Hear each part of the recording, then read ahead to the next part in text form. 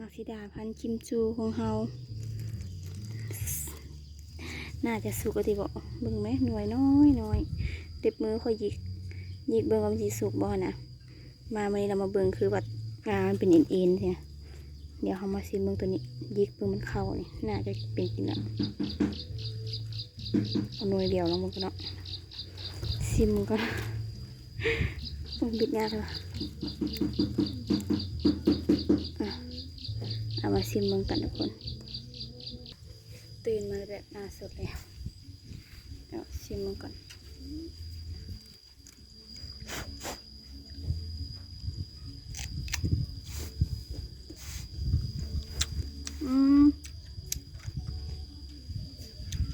เดี๋ยวค่อยฝานหนึ่งยังบ่สุกครับ